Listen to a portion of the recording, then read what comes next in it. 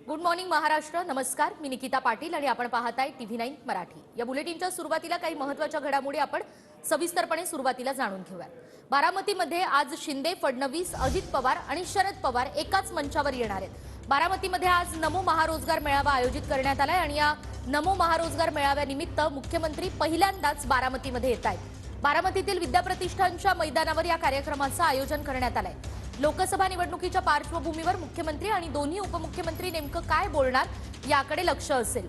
तर सर्वात महत्त्वाचं म्हणजे मुख्यमंत्री एकनाथ शिंदे हे पहिल्यांदाच आज बारामतीमध्ये येणार आहेत आणि अजित पवार आणि शरद पवार सुद्धा आज एकाच मंचावर येणार आहेत. याआधी 1 ते 2 कार्यक्रमांदरम्यान अजित पवार आणि शरद पवार हे एकाच मंचावर आलेत, पण प्रत्यक्ष बारामतीमध्ये होणाऱ्या कार्यक्रमामध्ये आज अजित पवार आणि शरद पवार एकाच मंचावर असतील.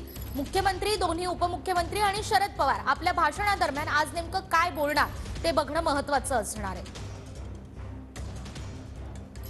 आणि आपण थेट बारामतीमध्ये जाणार आहोत. विद्याप्रतिष्ठानच्या ज्या मैदानावर आज नमो महारोजगार मेळाव्याचं आयोजन करण्यात आलेलं आहे, तिथून आपले प्रतिनिधी योगेश बोरसे आपल्यासोबत जोडले गेलेले आहेत. योगेश, या कार्यक्रमाची तयारी कुठवर आली आहे?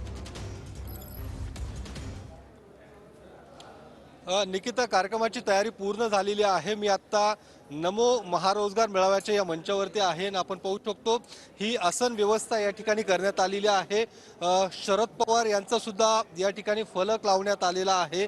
त्यासोबतच नीलम गोरे आणि देवेंद्र फडणवीस, मुख्यमंत्री एकनाथ शिंदे आणि त्यानंतर अजित पवार यांचा फलक लावण्यात आलेला आहे. त्यामुळे शरद पवार यांच्या दरम्यान अर्थात देवेंद्र फडणवीस आणि एकनाथ शिंदे यांच्या खुर्च्यांची व्यवस्था या ठिकाणी करण्यात आलेली आहे.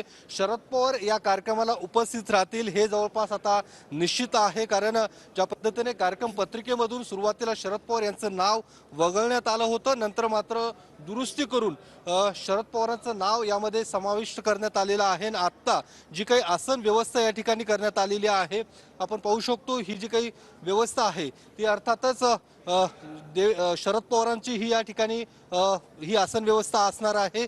तर देवेंद्र फडणवीस अगदी त्यांच्या शेजारी असणार आहेत. त्यानंतर मुख्यमंत्री एकनाथ शिंदे यांची ही आसन व्यवस्था असणार आहे आणि त्यानंतर उपमुख्यमंत्री अजित पवार यांची ही आसन व्यवस्था असणार आहे. आपण पाहू शकतो त्यासोबतच मंगल प्रभात लोढा, दिलीप वळसे पाटील, त्यानंतर उदय सामंत अशा पद्धतीची ही आसन व्यवस्था या ठिकाणी करण्यात आल्याचं आपल्याला पाहायला मिळते. ज्या पद्धतीने या कार्यक्रमाला जिल्ह्यातील सर्व लोकप्रतिनिधींना आमंत्रित करण्यात आलेलं आहे.